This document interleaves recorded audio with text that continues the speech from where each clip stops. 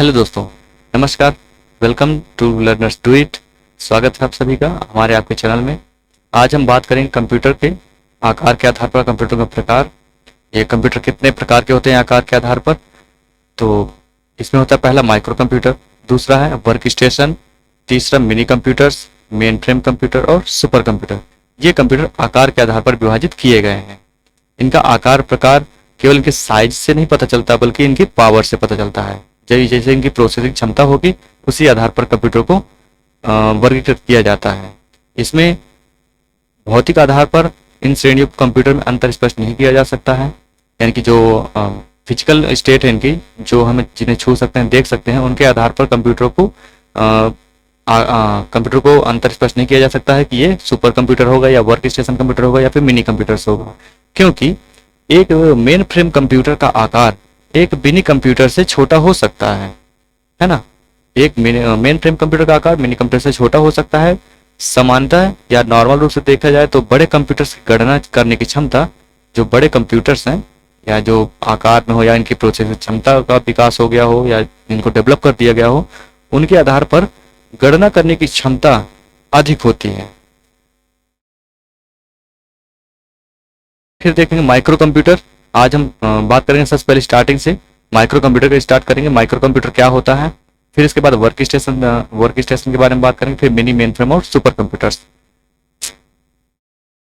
देख लेते हैं। आज माइक्रो कंप्यूटर के बारे में, माइक्रो कंप्यूटर क्या होते हैं इसके बारे में थोड़ी सी चर्चा करेंगे।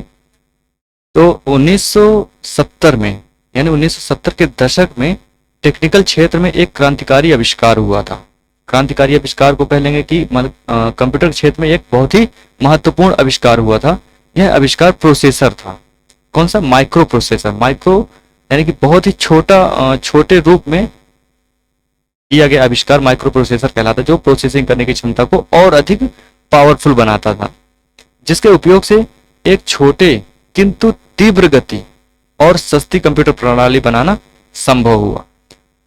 मतलब क्या हुआ कि माइक्रो प्रोसेसर जब से बनाया गया, उसके बाद इसका जब उपयोग किया गया तब से क्या हुआ, कंप्यूटर बहुत ही छोटे हो गए और स्पीड से कार्य करने लगे। इनकी जो खरीद थी यानी कि जो इनका क्रय मूल्य हुआ वो सस्ता हो गया। यानी कंप्यूटर को नॉर्मल आदमी भी एक तरह से बेसिक रूप से भी खरीदा जा सकता था। पहले क्या थे, पहले बहुत ही बड़े कंप्यूटर हुआ करते थे और उन्हें खरीदना बहुत ही मुश्किल होता था, इन्हें रख रखाव में भी दिक्कत होती थी। अब माइक्रो प्रोसेसर के आविष्कार के बाद ये कंप्यूटर्स एक मेज पर रखे जा सकने लगे। मतलब एक छोटी सी मेज हो उसमें भी ये कंप्यूटर रखे जा सकते थे, अथवा एक ब्रीफ केस यानी कि एक सूट केस में भी रखे जा सकते हैं। इतने छोटे हो गए कंप्यूटर इसके बाद, जब से माइक्रो प्रोसेसर का आविष्कार हुआ। ये छोटे कंप्यूटर माइक्रो कंप्यूटर कहलाने लगे। माइक्रो कंप्यूटर यानी माइक्रो क्या मतलब होता है, एकदम छोटी चीज है ना, छोटी सी वस्तु, छोटी सी डिवाइस। ठीक है, तो माइक्रो प्रोसेसर के उपयोग के बाद जितने भी कंप्यूटर्स आए हैं उनको माइक्रो कंप्यूटर कहा गया। ये कीमत में सस्ते थे, आकार में छोटे भी होते थे, अतः इन्हें पर्सनल कंप्यूटर यानी कि पीसी भी कहा गया। इन्हें पर्सनल कंप्यूटर भी कहा गया। फिर बात करते हैं कि माइक्रो कंप्यूटर किस टाइप के होंगे और कौन कौन से हमें देखने को मिल जाते हैं, उनके बारे में देखेंगे। ये हमारा जो आपके स्क्रीन पर प्रदर्शित हो रहा है, ये एक माइक्रो कंप्यूटर है जो आजकल मार्केट में भी आपको देखने को मिल जाएगा। ये आपको ऑफिस में या फिर कह सकते हैं कि कॉलेजेस में, इंस्टीट्यूट्स में, हर जगह देखने को मिल जाएंगे। ये सभी कंप्यूटर्स क्या कहलाते हैं? माइक्रो कंप्यूटर्स कहलाते हैं। फिर इसके बाद माइक्रो कंप्यूटर यानी माइक्रो प्रोसेसर टेक्निक्स के बढ़ते हुए विकास में, माइक्रो प्रोसेसर की तकनीकी के विकास में माइक्रो कंप्यूटर छोटा और सुविधाजनक होता गया। मतलब जैसे जैसे पीढ़ियां बढ़ी, जैसे जैसे समय गुजरता गया, उसके बाद क्या हुआ कि कंप्यूटर भी आकार में छोटे होने लगे और ये कई आकार में पाए जाने लगे। अब हमारे जो इस समय एटमॉस्फेयर में पाए जाते हैं, जो हमारे इस समय भौतिक रूप से हम उपयोग करते हैं कंप्यूटर का, वो भी एकदम छोटे छोटे कंप्यूटर्स हैं। हमें संज्ञान में होना भी पता भी है और कुछ लोगों को तो पता भी नहीं होगा कि ये कंप्यूटर्स है। जैसे कि हम बात कर लेते हैं मोबाइल की। मोबाइल इस समय सबके पास होगा, लगभग मोबाइल सबके पास होता है, भले ही छोटा मोबाइल हो या बड़ा मोबाइल हो, वो भी क्या है, एक कंप्यूटर है। एक तरह से वो एक कंप्यूटर है, वो गणना कर सकता है, कैलकुलेशन कर सकता है, वो आपके सूचना को आदान प्रदान करता है, ईमेल्स वगैरह भेज सकता था, आप उससे बात कर सकते हैं, कम्युनिकेशन कर सकते हैं। ठीक है, ये सारे कंप्यूटर्स डिवाइसेस क्या है, कंप्यूटर्स का विकास है ये। जब से माइक्रो प्रोसेसर का विकास हुआ तब उसके बाद से ये सारे कंप्यूटर्स क्या हुए, छोटे होते चले गए, जिनमें से डेस्कटॉप कंप्यूटर एक महत्वपूर्ण कंप्यूटर है जो हर जगह उपयोग में पाया जाता है। डेस्कटॉप कंप्यूटर कुछ इस प्रकार का होता है जो आपको हर जगह देखने को मिल जाएगा। फिर है लैपटॉप और नोटबुक, है ना, लैपटॉप अथवा नोटबुक कंप्यूटर्स, ये भी आप मार्केट में अवेलेबल है। ये इसको आप कहीं भी कैरी कर सकते हैं, कहीं भी ले जा सकते हैं, एक बैग में भी आप सूटकेस में भी अवेलेबल हो जाता है, भर जाता है। इतना छोटा कंप्यूटर आने लगा। पहले क्या थे कि पहले बहुत ही विशाल कमरे में लगाए गए थे, देन उसके बाद फिर काफ़ी छोटे होते गए कंप्यूटर्स, और अब है कि लैपटॉप के रूप में भी हमें प्रदर्शित हो जाते हैं। हमारे पास क्या है, पॉम टॉप कंप्यूटर्स भी हैं हमारे पास, यानी कि पॉम टॉप, पॉम मतलब हथेली, हाथ पे रखने वाले कंप्यूटर्स। ये लैपटॉप मतलब लैप में यानी गोद में रखने वाले कंप्यूटर्स, और पॉम टॉप कंप्यूटर्स कुछ इस प्रकार के हैं जो हम एक हाथ से भी हैंडल कर सकते हैं। उसमें भी सारी क्रियाएं ये डेस्कटॉप कंप्यूटर की तरह ही की जाती हैं। इसकी जो प्रोसेसिंग क्षमता होगी वो भी एकदम पावरफुल होगी, क्योंकि इसमें माइक्रो प्रोसेसर का यूज किया गया। इसमें जो मेमोरी होगी वो भी पावरफुल होगी, क्योंकि आजकल मेमोरी भी काफ़ी ज़्यादा हद तक बढ़ गई हैं, 1 TB 1 PB एंड एटसेट्रा, बहुत सारी मेमोरीज आ चुकी हैं, बहुत सारी स्टोरेज क्षमताएं विकसित की जा चुकी हैं, जो एक छोटी सी डिस्क में, एक छोटी सी माइक्रो प्रोसेसर डिवाइस में कह सकते हैं कि एक छोटी छोटी डिवाइस में वो हैंडल की जा सकती हैं। जैसे अभी हम बात करेंगे कुछ नेक्स्ट वीडियो में बात करेंगे उसके बारे में, मेमोरी के बारे में, जो स्टोरेज क्षमता है वो कैसे कैसे विकास हुआ इनका, इसके बारे में भी हम नेक्स्ट वीडियो में बात कर लेंगे। तो अभी बात करते हैं हम केवल माइक्रो कंप्यूटर की, ठीक है। माइक्रो कंप्यूटर में हमारे पास डेस्कटॉप कंप्यूटर अवेलेबल है, लैपटॉप कंप्यूटर अवेलेबल है, और पॉम टॉप यानी मोबाइल्स कह सकते हैं आप इन्हें, स्मार्टफोन जो है वो भी एक पॉम टॉप कंप्यूटर्स ही कहलाते हैं, ठीक है। बढ़ते हैं आगे, वर्क स्टेशन कंप्यूटर, है ना। तो ये वो पहला क्या हो गया, माइक्रो कंप्यूटर हो गया। दूसरा आपका है वर्क स्टेशन कंप्यूटर। ये कैसे कार्य करता है, वर्क स्टेशन आकार के माइक्रो कंप्यूटर, इनको भी क्या कहा गया, माइक्रो कंप्यूटर ही कहा गया, क्योंकि उस टाइम पे क्या हुआ कि माइक्रोचिप का आविष्कार हो चुका है, ठीक है। तो वर्क स्टेशन कंप्यूटर भी माइक्रो कंप्यूटर के समान ही समान होने के बावजूद, यानी कि इसी के आकार प्रकार में भी, देखने में भी एकदम लगेगा कि एक माइक्रो कंप्यूटर है, बट इसके बावजूद ये इससे अधिक शक्तिशाली होते हैं। यानी कि जो हमारे डेस्कटॉप कंप्यूटर्स मिलते हैं, पॉम टॉप कंप्यूटर्स मिलते हैं, लैपटॉप कंप्यूटर्स मिलते हैं, इनसे बहुत ही अधिक शक्तिशाली कौन होते हैं, वर्क स्टेशन कंप्यूटर। ये विशेष रूप से जटिल कार्यों में के लिए प्रयोग में लाए जाते हैं, ठीक है दोस्तों। तो जो हमारे वर्क स्टेशन कंप्यूटर्स हैं ये हमारे क्या करते हैं, बहुत ही जटिल कार्यों के लिए, यानी बहुत ही कठिन से कठिन कार्यों के लिए प्रयोग में लाए जाते हैं। इस प्रकार के कंप्यूटर्स माइक्रो कंप्यूटर के समान सामान्यतः तो होते हैं, यानी कि माइक्रो कंप्यूटर के आकार प्रकार में आपको दिखने में समान दिखेंगे, बट क्या है, इनकी कार्य क्षमता मिनी कंप्यूटर के समान होती है। यानी कि वर्क स्टेशन कंप्यूटर क्या है, मिनी कंप्यूटर्स के समान होते हैं। ये माइक्रो कंप्यूटर की अपेक्षा अधिक महंगे भी होते हैं। इनका प्रयोग मूलतः कौन कौन करते हैं, वैज्ञानिक, इंजीनियर्स तथा अन्य विशेषज्ञों द्वारा विशेष प्रयोजनों के लिए किया जाता है, या कंप्यूटरीकृत डिजाइन तथा ग्राफिक्स प्रभाव पैदा करने वाले कंप्यूटरों के रूप में होता है। यानी कि इनका जो प्रयोग है, जो आजकल वर्क स्टेशन को प्रयोग किया जाता है, वो कहाँ कहाँ, पहला वैज्ञानिकों के यहाँ, यानी कि अनुसंधान केंद्रों में भी प्रयोग किए जा सकते हैं। फिर है इंजीनियरिंग क्षेत्रों में एवं विशेषज्ञों द्वारा विशिष्ट प्रयोजनों, जैसे कि डिजाइन करना, ग्राफिक्स बनाना, है ना, इनके लिए भी कंप्यूटर का प्रयोग किया जाता है, वो भी कौन से, वर्क स्टेशन कंप्यूटर। किंतु माइक्रो कंप्यूटर में बृहद स्तर पर, यानी बहुत ही बड़े स्तर पर विकास के बाद अब वर्क स्टेशन का प्रचलन कम हो गया है।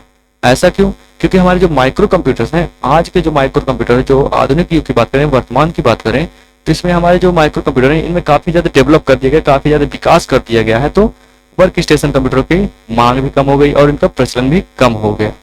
तथा माइक्रो कंप्यूटर उन्नत उत्पाद, यानी कि काफी ज्यादा कह सकते हैं कि एडवांस टेक्नोलॉजी के माध्यम से माइक्रो कंप्यूटर को वर्क स्टेशन कंप्यूटर के स्थान पर रखा जाने लगा है। अब माइक्रो कंप्यूटर भी उन्नत ग्राफिक्स, यानी कि हाई डिफिनेशन ग्राफिक्स, यानी एचडी, है ना, एचडी ग्राफिक्स और संचार क्षमताओं के साथ बाजार में उपलब्ध हो रहे हैं। जो हमारे मार्केट में अवेलेबल कंप्यूटर्स हैं, माइक्रो कंप्यूटर जो भी हैं, तो वो क्या है, वर्क स्टेशन कंप्यूटर से भी अधिक कार्य क्षमता के बना दिए गए हैं। उनमें जो प्रोसेसिंग क्षमता है वो भी काफ़ी तेज कर दी गई है। कम्युनिकेशन सिस्टम है उसको भी उसमें डेवलप कर दिया गया है। उनमें ग्राफिक्स कार्ड भी लगाया जा सकता है। ऐसी टेक्नोलॉजी बना दी गई है ताकि ये माइक्रो कंप्यूटर हम यानी कि जो हम साथ में ले जा सकें, आराम से कैरी कर सके, आम जनता तक पहुंच सके, ऐसे कंप्यूटर्स को उनमें भी ये सारी सुविधाएं दी जाने लगी हैं। तो कुछ इस प्रकार का वर्क स्टेशन कंप्यूटर हुआ करता था और आजकल के युग में तो बहुत ही कम देखने को मिलता है। आजकल तो हमें सिर्फ माइक्रो कंप्यूटर देखने को मिल जाते हैं ज़्यादा से ज़्यादा। फिर बात करते हैं हम मिनी कंप्यूटर्स की। मिनी कंप्यूटर्स क्या होते हैं? सामान्य मिनी कंप्यूटरों का प्रयोग, जो सामान्यतः मिनी कंप्यूटर का जो प्रयोग है वो कहाँ होता है? व्यवसायिक क्षेत्र में, इंजीनियरिंग क्षेत्र में, है ना, इनका यानी कि इंजीनियरिंग संस्थाओं में जो इंस्टीट्यूट वगैरह बने होते हैं, जो आपके कॉलेजेस बने हैं, यूनिवर्सिटीज बनी है इंजीनियरिंग की, या व्यवसायिक क्षेत्र है जो, इनमें इनका प्रयोग किया जाता है। ये कंप्यूटर तुलना में अधिक कार्य क्षमता वाले होते हैं। किसकी तुलना में? माइक्रो कंप्यूटर की तुलना में ये अधिक कार्य कर सकते हैं। जो हमारा माइक्रो कंप्यूटर है इसके अनुसार, या हम माइक्रो कंप्यूटर में कितना भी आविष्कार कर लें, इसके अनुसार ये अधिक कार्य क्षमता वाले होते हैं। सबसे पहला मिनी कंप्यूटर कौन सा था? PDP-8, एक रेफ्रिजरेटर, यानी कि एक जो हमारे पास आपको मिल जाता है, फ्रिज मिल जाएगा, हर घर में फ्रिज मिल जाएगा लगभग, तो उसके आकार का एक मिनी कंप्यूटर, पहला कंप्यूटर बनाया गया था तथा ये $18,000 की कीमत का था। उस टाइम की बात करें अगर हम, तो ये $18,000 की कीमत का था, जिसे डिजिटल इक्विपमेंट कॉर्पोरेशन DEC ने, यानी ये जो कंपनी है कौन सी, डिजिटल इक्विपमेंट कॉर्पोरेशन ने 1965 में तैयार किया था। किसको? मिनी कंप्यूटर, यानी कि जो पहला PDP-8 कंप्यूटर्स है मिनी कंप्यूटर, इसको 1965 में DEC यानी कि डिजिटल इक्विपमेंट कॉर्पोरेशन कंपनी ने तैयार किया था। ये मोस्ट इंपॉर्टेंट, ये एग्जाम पूछ सकता है, ठीक है। तो इस कंप्यूटर पर टर्मिनल जोड़कर एक साथ, यानी एक समय में, एक टाइम पर एक से अधिक व्यक्ति काम कर सकते हैं। मतलब क्या हुआ कि हम अगर एक मिनी कंप्यूटर रखते हैं तो उस पर हम टर्मिनल के माध्यम से, यानी कि हम तार के माध्यम से, टर्मिनल के माध्यम से, कम्युनिकेशन के माध्यम से एक से अधिक व्यक्ति कार्य कर सकते हैं।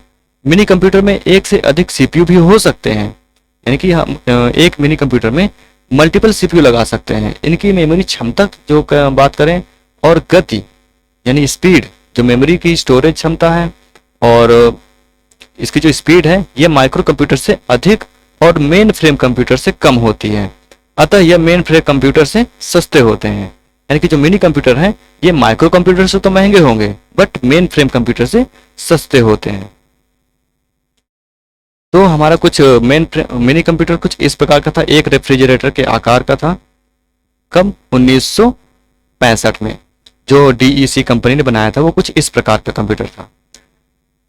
एक मध्यम स्तर की कंपनी, यानी कि हम मिनी कंप्यूटर का प्रयोग कहाँ करते हैं इसके बारे में देखते हैं। तो मध्यम स्तर की कंपनियां मिनी कंप्यूटर का कुछ निम्न भागों में प्रयोग करती हैं। पहला है कर्मचारियां जो कह सकते हैं एम्प्लॉय हैं, उनके वेतन यानी पेरोल तैयार करने के लिए। जैसे कोई छोटी छोटी मध्यम स्तर की कंपनियां हैं तो उसमें कई सारे कर्मचारी होंगे, तो उनके वेतन पत्र बनाना है, पेरोल्स बनाने हैं, तो उनके लिए तैयार करने के लिए इस मिनी कंप्यूटर का प्रयोग किया जाता है, क्योंकि इसमें एक साथ कई लोग कार्य कर सकते हैं। फिर है वित्तीय खातों, यानी कि अकाउंटेंट्स का रख रखाव। जो भी हमारे कंपनी में जो भी प्रोडक्ट्स आते हैं या जाते हैं, जो हमारे एम्प्लॉय कार्य करते हैं, उनके अकाउंट्स का मेंटेन करने के लिए किया जाता है। फिर है लागत का विश्लेषण, यानी कि हमारी जो मध्यम स्तर कंपनी, हमने उसमें कितना क्या लगाया है उसका भी विश्लेषण करने के लिए, उसको भी देख रेख करने के लिए इस कंप्यूटर का प्रयोग किया जाता है। ग्राहक संबंध प्रणाली यानी कस्टमर रिलेशनशिप मैनेजमेंट CRM के प्रयोग में भी इस कंप्यूटर का प्रयोग किया जाता है। बिक्री विश्लेषण, यानी कि हमारे यहाँ से कितने प्रोडक्ट बिके हुए हैं, कितने प्रोडक्ट हमारे यहाँ से जा चुके हैं, है ना, सेल हुए हैं, उनके बारे में भी जानकारी के लिए इस मिनी कंप्यूटर का प्रयोग किया जाता है। फिर है उत्पाद योजना, यानी कि हमारे यहाँ प्रोडक्ट कितना बना है ना, उसकी भी जानकारी इसी कंप्यूटर के माध्यम से वहाँ मध्यम स्तर की कंपनियां रखती हैं, ताकि उन्हें न ज्यादा खर्च पड़े और आसानी से हमारा पूरा डाटा एक सिस्टम पे स्टोर रहे और मिल जाए। फिर बात करते हैं इंटरनेट सर्वर की। इंटरनेट सर्वर के रूप में कैसे कह सकते हैं कि जैसे हमारा लोकल एरिया नेटवर्क है, उसमें कई सारे कंप्यूटर एक साथ जोड़ सकते हैं। तो इंटरनेट को कई सारे कंप्यूटर्स में एक साथ कनेक्टिविटी करने के लिए भी हम मिनी कंप्यूटर का प्रयोग करते हैं। जैसे कि आजकल के देखते हो कंपटीशन एग्जाम जो भी ऑनलाइन एग्जाम होते हैं उसमें भी मिनी कंप्यूटर का प्रयोग किया जाता है, ताकि हम इंटरनेट सर्वर के रूप में किया जाता है, ताकि हम जितने भी माइक्रो कंप्यूटर्स लगे हैं उनमें सभी में एक साथ प्रॉपर तरीके से डाटा को और एग्जाम हम करवा सकें।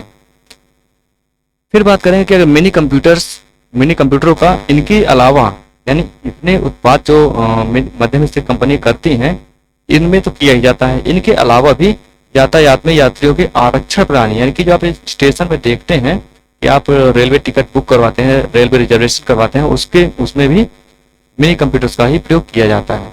और बैंकों में बैंकिंग कार्यों के लिए भी मिनी कंप्यूटर का प्रयोग किया जाता है ना, ये सर्वर के रूप में किया जाया करता है। ठीक है, तो बढ़ते हैं आगे थोड़ा सा। मिनी कंप्यूटर के बाद main frame computer. Main frame computer क्या होते हैं? ये कंप्यूटर आकार में बहुत बड़े होते हैं। मेन फ्रेम कंप्यूटर क्या है? आकार में काफी बड़े होते हैं, किसकी अपेक्षा? मिनी कंप्यूटर की अपेक्षा। साथ ही इनकी स्टोरेज कैपेसिटी भी बहुत अधिक होती है। इनमें अधिक मात्रा में डेटा पर तीव्रता से यानी कि स्पीड से प्रोसेसिंग करने की क्षमता होती है। कितना भी बड़ा डाटा हो इनको प्रोसेस करने के लिए इनमें काफी स्पीड होती है और आसानी से कार्य कर सकते हैं। इसलिए इनका उपयोग बड़ी कंपनियां करती हैं, बैंक करते हैं, सरकारी विभाग एक केंद्रीय कंप्यूटर के रूप में करते हैं।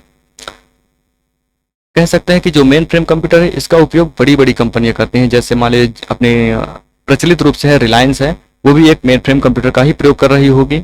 या कह सकते हैं कि इसके अलावा भी बहुत सारी ऐसी कंपनी, टाटा इंडस्ट्रीज है, स्टील इंडस्ट्रीज है ना, तो काफी सारी बड़ी बड़ी कंपनियां जो, और इसमें बैंक भी जुड़े हुए हैं, इलाहाबाद बैंक हो, कॉर्पोरेशन बैंक हो, या फिर कह सकते हैं कि एसबीआई हो, पीएनबी हो, ये बैंक भी मिनी कंप्यूटर्स का ही मेन फ्रेम कंप्यूटर्स का ही प्रयोग करते हैं। सरकारी विभागों की बात करें तो इसमें भी एक केंद्रीय कंप्यूटर के रूप में, यानी कि आप डिस्ट्रिक्ट लेवल की बात करें तो यहाँ पर भी एक मेन फ्रेम कंप्यूटर प्रयोग किया जाता है। ये 24 आवर कार्य करते हैं, यानी कि 24 घंटे कार्य करते रहते हैं। इन पर सैकड़ों यूजर्स एक साथ कार्य कर सकते हैं, यानी कि कह सकते हैं कि जो मेन फ्रेम कंप्यूटर है इसमें सैकड़ों यूजर्स, यानी कि जो हम और आप उपभोक्ता हैं या यूजर्स हैं, हम जो इसमें सॉफ्टवेयर डेवलप कर सकते हैं, एक तरह से कुछ कार्य कर सकते हैं, कुछ डाटा फीडिंग कर सकते हैं, तो एक साथ सैकड़ों यूजर्स काम एक कंप्यूटर में कर सकते हैं। ऐसी इसमें प्रोसेसिंग क्षमता होती है, ऐसी इसकी स्पीड होती है। मेन फ्रेम कंप्यूटर को जो उदाहरण है, यानी जो मेन फ्रेम कंप्यूटर बनाए गए हैं उनमें से पहला है IBM 4381 यानी कि 4381 और ICL 39 यानी 39 है ना, ICL 39 श्रृंखला के कंप्यूटर्स मेन फ्रेम कंप्यूटर कहलाते हैं। ये दो कंप्यूटर जो ऐसे हैं मेन फ्रेम कंप्यूटर्स कहलाते हैं। मेन फ्रेम कंप्यूटर को एक नेटवर्क या माइक्रो कंप्यूटर से परस्पर जोड़ा जा सकता है ना। तो इसमें क्या है कि ये जो माइक्रो कंप्यूटर्स हैं इनमें हम एक मेन फ्रेम कंप्यूटर से जो माइक्रो कंप्यूटर को आपस में जोड़ सकते हैं और कार्य आसानी से कर सकते हैं। ये आपका मेन फ्रेम कंप्यूटर कुछ इस प्रकार का होता है, ये आपको चित्र में प्रदर्शित हो रहा है। ठीक है, बात करेगा ये कंपनियां जो हैं तो मेन फ्रेम कंप्यूटर का उपयोग किस आधार पर करती हैं, इनमें क्या कार्य करती होंगी, तो इसके बारे में देखते हैं कि मेन फ्रेम कंप्यूटर का पहला क्या है, उपभोक्ताओं द्वारा क्या है, खरीद का ब्यौरा रखना। खरीद यानी कि सेल का, या कह सकते हैं बाई करने का। उपभोक्ताओं द्वारा जो हम जैसे कह सकते हैं मार्केट में कुछ भी अवेलेबल है, प्रोडक्ट्स अवेलेबल हैं, उनको हम खरीदने जाते हैं, तो इनका जो रख रखाव है ये डायरेक्ट कंपनी के माध्यम से होता है कि हमारे यहाँ से इतना प्रोडक्ट क्या हुआ, सेल हुआ है, उसके भी रख रखाव का ब्यौरा करना, यानी कि रखना, पूरी जानकारी रखना, इसमें भी मेन फ्रेम कंप्यूटर्स का ही प्रयोग किया जाता है। फिर है भुगतान, यानी कि जो कंपनी में एम्प्लॉयज होंगे उनके भी जो सैलरीज होंगे उनको भी सैलरियों का भुगतान करने के लिए, एम्प्लॉय की अकाउंटेंट मेंटेन करने के लिए भी मेन फ्रेम कंप्यूटर का ही प्रयोग किया जाता है, क्योंकि इसमें सैकड़ों माइक्रो कंप्यूटर से जोड़कर हजारों लोग कार्य कर सकते हैं। बिलों को भेजना तथा रखना, यानी कि जो हमारे यहाँ बिल आते हैं, पानी का बिल हो, लाइट का बिल हो, या फिर अन्य किसी भी प्रकार का बिल्स मतलब बिल हो, तो उनको भी भेजने का कार्य या रखने का कार्य किया जाए। जैसे आप आजकल देखते हैं कि मोबाइल पे भी मैसेज आ जाता है कि आपका बिल इतना आया, तो किसके माध्यम से किया जाता है, ये सारी चीजें मेन फ्रेम कंप्यूटर के माध्यम से ही की जाती है। नोटिस भेजना हो, जैसे आजकल देखते हो कि हर जगह कंप्यूटर का उपयोग हो रहा है, तो यातायात में भी कंप्यूटर का उपयोग किया जा रहा है। तो वहाँ क्या होता है कि जैसे आप गाड़ी चला रहे हैं, टू व्हीलर्स चला रहे हैं, तो उसमें क्या होता है कि आप बिना हेलमेट हो या आप बिना मास्क के हो, तो आप जा रहे हैं, आपको क्या करें किया जाए, ट्रैफिक पुलिस द्वारा रोका जाएगा, चालान काटा नहीं जाएगा, बल्कि केवल आपकी क्या की जाएगी, फोटो खींची जाएगी। फोटो खींचकर आपका डाटा अपलोड कर दिया जाएगा कि आपने क्या गलती की थी, और उसके बाद नोटिस आपको डायरेक्ट घर आ जाती है। यानी कि आपको वहां पर कोई चार्ज नहीं लगता, आपको वहां से जाने दिया जाएगा, और वो चार्ज क्या होगा, सीधे आपको कोर्ट में भेजना पड़ता है। यानी कि जब आपके घर नोटिस आती है तब आप उससे जाकर वहां पर पेमेंट करेंगे कि आपका जो चालान कटा था वो इतने रुपए का इस दिन का कटा था, आप जाकर उसे पेमेंट करें। तो ये सारी चीजें किसके माध्यम से की जाती है, मेन फ्रेम कंप्यूटर के माध्यम से। जो सरकारी विभाग का बड़े स्तर का विभाग है, वहां पर कई सारे कंप्यूटर से एक साथ कई सारे यूजर्स एक साथ कार्य कर सकते हैं। इसका एक जीता जागता उदाहरण यही है। तो आप ट्रैफिक में जाते हैं तो ट्रैफिक में आप देखते हो कि प्रत्येक ट्रैफिक पुलिस एक एंड्रॉइड मोबाइल के माध्यम से फोटो खींचेगा, आपकी गाड़ी का नंबर लेगा और चालान काट देता है। फिर बात करते हैं टैक्स का विस्तृत ब्यौरा, यानी कि जो इनकम टैक्स है ना, भारत सरकार हो या फिर गवर्नमेंट स्टेट गवर्नमेंट्स हो, या कह सकते हैं कि इंटरनेशनल गवर्नमेंट से, वो भी क्या करते हैं, टैक्स लेते हैं। टैक्स क्या लेती है, हम गाड़ियों से चल रहे हैं तो उसका टैक्स, रोड पे चल रहे हैं उसका टैक्स, पानी पीते हैं उसका भी टैक्स लगता है ना, घर में रहते हैं या कहीं भी आते जाते हैं, कुछ भी हम सामान खरीदते हैं तो उसमें भी टैक्स लगता है। तो इन टैक्सों का जो ब्यौरा रखते हैं, जो इसका हिसाब रखा जाता है, वो भी मेन फ्रेम कंप्यूटर के माध्यम से ही रखा जाता है। फिर क्या है, संस्थागत रिसोर्स प्लानिंग, EPERP। फिर है इंट्रानेट ईमेल प्रणाली व सर्वर का उपयोग। इंटरनेट का है, जो हम इंटरनेट का उपयोग करते हैं, ये कहाँ से आता है, किसके सर्वर के माध्यम से आता है ना। तो इसका भी प्रयोग मेन फ्रेम कंप्यूटर द्वारा ही किया जाता है। इस इंटरनेट पे कोई मालिक नहीं है, परंतु क्या है, ये सभी क्या है, आपस में एक दूसरे से इंटर रिलेटेड है, कनेक्टेड है। तो मेन फ्रेम कंप्यूटर क्या करते हैं, ईमेल्स को जो हम भेजते हैं, जीमेल हो, गूगल मेल हो, या याहू मेल कह सकते हैं, रेडिट मेल कह सकते हैं, इनके जो भेजने की प्रणाली है, जो इनको रख रखाव की प्रणाली, वो भी मेन फ्रेम कंप्यूटर के माध्यम से की जाती है। तो दोस्तों आज के लिए सिर्फ इतना ही। इसके बाद बचता है सुपर कंप्यूटर। सुपर कंप्यूटर काफी विकसित रूप है, एक तरह से कह सकते हैं, काफी बड़ा है। तो उसके बारे में हम कल चर्चा करेंगे, नेक्स्ट वीडियो में चर्चा करेंगे। आज हम केवल मेन फ्रेम कंप्यूटर तक ही रखते हैं। हमने आज क्या क्या पढ़ा, इसके बारे में थोड़ी सी चर्चा कर लें, है ना। तो पहला हमने पढ़ा था माइक्रो कंप्यूटर, है ना, पहला पढ़ा गया था माइक्रो कंप्यूटर। फिर है मिनी कंप्यूटर। हाँ, पहला क्या था हमारा, माइक्रो कंप्यूटर था। फिर है work station computer, mini computer, main frame computer और सुपर कंप्यूटर। ये इतने कंप्यूटर्स को आकार के आधार पर बांटा गया है। आज हमने क्या क्या पढ़ा है, माइक्रो कंप्यूटर पढ़ा, वर्क स्टेशन, मिनी कंप्यूटर और मेन फ्रेम। सुपर कंप्यूटर के बारे में हम नेक्स्ट वीडियो में यानी कल बात करेंगे। ठीक है दोस्तों, तो आज के लिए इतना ही। आज अभी तक अगर गले में थोड़ी खराबी है, तो अगर आज हम अभी तक आपने हमारे चैनल को सब्सक्राइब ना किया हो तो सब्सक्राइब करें, लाइक करें और दोस्तों को शेयर करें, ताकि घर बैठे फ्री ऑफ कॉस्ट कंप्यूटर आप सीख सकें। आप किसी भी इंस्टीट्यूट में जाते हैं तो वहां पर क्या है कि आपको पेमेंट देना पड़ता है, कैश दें, ठीक है। तो वहां पर क्या है, फाइनेंशियल प्रॉब्लम्स आती हैं कई सारे ऐसे छात्रों की जो कंप्यूटर सीखने में असक्षम है। वहां जाते हैं आप तो काफी ज्यादा समय भी काफी बर्बाद होता है। तो आप ऐसा कर सकते हैं, आप घर पे बैठ कर कंप्यूटर सीख सकते हैं हमारे YouTube channel learners do it के साथ। ठीक है, हम इसमें आपको सभी कंप्यूटर्स की सारी जानकारी देंगे। आप घर बैठे कंप्यूटर सीखिए, फ्री ऑफ कॉस्ट सीखिए, इसमें कोई चार्ज नहीं लगने हैं, सिर्फ आपकी और हमारी इंटरकनेक्टिविटी रहेगी। आप हमारे चैनल को सब्सक्राइब करें, शेयर करें और मैक्सिमम दोस्तों तक शेयर करें। तो चलिए आज के लिए इतना ही, मिलते हैं कल, तब तक के लिए धन्यवाद।